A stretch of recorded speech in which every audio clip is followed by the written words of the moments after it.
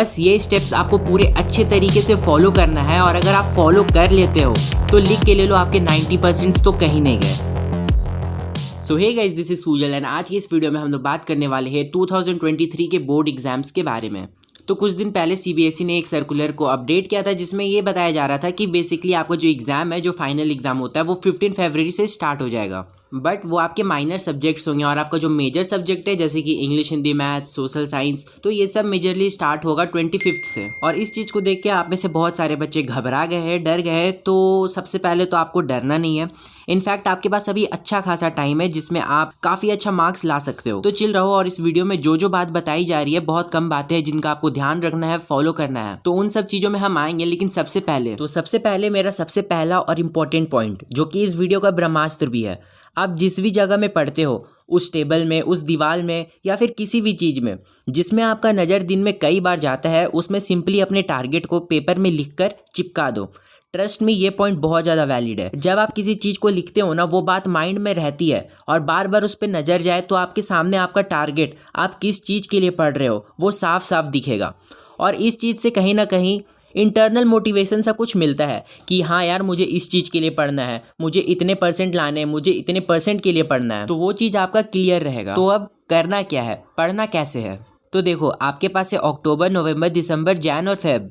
तो सबसे पहले हम लोग फरवरी से स्टार्ट करते हैं नीचे से। यहाँ पे जो आपका 15 से 20 दिन है वो आपको सैंपल पेपर के लिए रख देना है और इससे पहले का मंथ कंप्लीट रिवीजन के लिए। जनवरी के स्टार्टिंग वीक तक एनी हाउ आपका सिलेबस कंप्लीट हो जाना चाहिए। नहीं हो पाया तो बहुत सारी मुश्किलें हो सकती है, तो समहाउ क्या एनी हाउ ट्राई करना कि जनवरी के फर्स्ट वीक तक या फिर दिसंबर के एंड तक आपका सिलेबस कंप्लीट खत्म हो जाना चाहिए। अब बचे आपके बीच वाले मंथ्स, यानी कि अक्टूबर, नवंबर एंड दिसंबर। और इसी बीच आपके जितने भी टेस्ट होंगे, वेदर वो स्कूल में हो या फिर ट्यूशन में हो, जितने भी एग्जाम्स होंगे, आपको किसी को भी छोड़ना नहीं है, किसी को भी मिस नहीं करना है। जो भी टेस्ट होंगी आपको पूरे ईमानदारी से देना है, पढ़ के जाना है और आपको अपना 100% देना है। फिर जो उस पर्टिकुलर टेस्ट या फिर एग्जाम में आपके नंबर आए उसे एनालाइज करो, पता करो अपनी मिस्टेक्स कहाँ you need to work on it. अब बात करेंगे हम लोग time management and subject wise strategy की। तो अगर मैं एक रफ आइडिया देने का ट्राई करूँ तो ये आप लोग कर सकते हो, ये जानने के लिए कि आपका सिलेबस कैसे कंप्लीट होगा।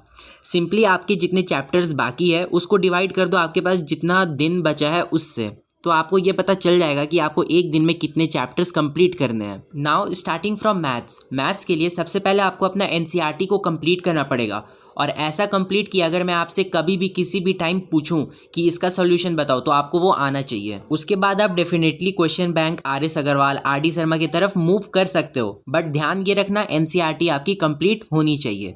इसके बाद आपको पीवाईक्यूज करने ही करने हैं। प्रीवियस ईयर क्वेश्चन बहुत इंपॉर्टेंट होते हैं। कमिंग टू लैंग्वेज सब्जेक्ट्स, यानी कि English, Hindi, Sanskrit and many more, तो इसका सीन ऐसा है, इसको मैक्सिमम बच्चे इग्नोर करते हैं और लास्ट टाइम में खुद भी पैनिक होते हैं और दूसरों को भी पैनिक करवाते हैं। हाँ, ज़्यादा टाइम बिल्कुल आपको इसमें नहीं देना है, बट अगर आप दिन का 20 मिनट, आधा घंटा देते हो तो इट वुड बी एनफ। इसमें मेजरली गलती क्या होता है, बच्चे यहाँ पर one shot video, summary video देख करके चले जाते हैं, जो कि एक ब्लंडर है। हाँ, वन शॉट और समरी वीडियो भी देखना है, लेकिन उसके बाद आपको लाइन बाय लाइन एनसीईआरटी को भी पढ़ना होगा। ऐसा तो नहीं है ना कि आप हर क्वेश्चन के आंसर में समरी चेप दोगे। आपको अच्छे से एनसीईआरटी का नॉलेज होना चाहिए, आपको पता होना चाहिए कि उस चैप्टर में क्या बोल रहा है। और अगर आप अपने आंसर्स में मेनली इंग्लिश और हिंदी के एनसीईआरटी के लाइंस लिख दोगे ना, तो वहाँ का जो एग्जामिनर है, जो चेक करता है पेपर, वो बहुत ज़्यादा खुश हो जाएगा। उसे ऐसा लगेगा कि हाँ, ये बच्चा अच्छे से इन डेप्थ में पढ़ाई किया है। तो एक बार मैं आपको अच्छे से बता दूँ कि आपको करना क्या है। सबसे पहले आपको उस चैप्टर का वन शॉट वीडियो या फिर समरी वीडियो देख लेना है, जिससे होगा क्या, आपको उस चैप्टर के बारे में पता चलेगा कि उसमें हुआ क्या है। फिर उसके बाद आपको लाइन बाय लाइन एनसीईआरटी को पढ़ना है, उसके बाद उसका इन टेक्स्ट क्वेश्चन सॉल्व करना है। कभी कभी ऐसा देखा गया है कि ये क्वेश्चंस डायरेक्ट क्वेश्चन पेपर में रहते हैं, तो उसे छोड़ने का भूल कभी मत करना। और उसके बाद आपको प्रीवियस ईयर क्वेश्चंस को सॉल्व करना है। बस लैंग्वेज के लिए इतना काफ़ी है। खैर, इसके लिए मैं एक डेडिकेटेड वीडियो बनाने वाला हूँ आपके एग्जाम से पहले कि आपका क्वेश्चन राइटिंग स्किल्स कैसा होना चाहिए, आपको आंसर्स कैसे लिखने हैं, और ग्रामर की भी मैं कवर कर दूंगा। अब आपके बच गए साइंस और एसएसटी। तो इसमें आपको करना क्या है, आपको सिंपली आंख बंद करके जो नोट्स होता है एनसीईआरटी के नोट्स, उसको पढ़ लेना है। और ये नोट्स ट्राई करना आपके खुद के बनाए हुए हो। तो आपने क्या करा, आप एनसीईआरटी पढ़ रहे हो या फिर कोई भी वीडियो देख रहे हो, तो उसके साथ साथ अपना नोट्स बनाते रहना है। अच्छे से बनाना है, क्योंकि वो एनसीईआरटी नहीं होगा जो आपको एंड मोमेंट पर काम आएगा, वो होंगे आपके नोट्स जो एंड मोमेंट पे आप रिवाइज करोगे। तो ये चीज़ हो गई। अब इसके बाद आपको क्या करना है कि आपको एनसीईआरटी के जो इन टेक्स्ट क्वेश्चंस है और कुछ कुछ जो पीछे होते हैं यानी कि बैक क्वेश्चंस, तो उनको सॉल्व कर लो। और केवल सॉल्व नहीं करना है, ये क्वेश्चंस आपको अच्छे तरीके से आने चाहिए। उसके बाद आपको सेम चीज करना है यानी कि question banks and previous year questions. तो ये थे कुछ स्टेप्स जो आपको करना है। अब क्या नहीं करना है, सबसे पहला पॉइंट, नॉट सेटिंग गोल। जो मैंने आपको पहले बताया, आपका गोल क्लियर होना चाहिए। अगर आप लिख लोगे 95% लाने हैं, उतने नहीं आए तो क्या हो गया, आपने क्राइम कर दिया? नहीं ना। ये वीडियो देख लोगे, फिर कुछ लोग 2 घंटे बाद, 4 घंटे बाद, तो कोई 4-5 दिन बाद भूल ही जाएंगे।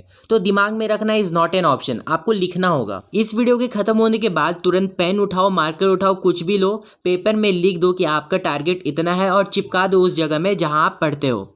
सेकेंड जो चीज आपको नहीं करना है वो कंसिस्टेंसी मेंटेन ना कर पाना है। ये नहीं होना चाहिए कि 1 दिन 2 दिन पढ़े, ये फॉलो किए और उसके बाद दिवाली आ गया, क्रिसमस आ गया तो निकल गए रिलेटिव्स के घर, पूरा टाइम टेबल का सत्यानाश। ऐसा भी आपको नहीं करना है कि आप एक दिन 8 घंटे पढ़ लिए, उसके बाद छोड़ दिए, उसके अगले दिन कहीं चले गए, उसके अगले दिन वेब सीरीज, नेटफ्लिक्स।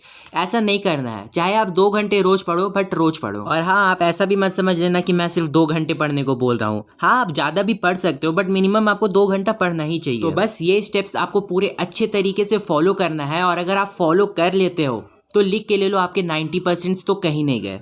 तो ये था आज का हमारा वीडियो। अगर आपको पसंद आया तो हाँ, एक लाइक कर देना और सब्सक्राइब भी कर ही दो यार। मैं देख रहा हूँ पिछले दिनों से आप सब्सक्राइब नहीं कर रहे, कर देना।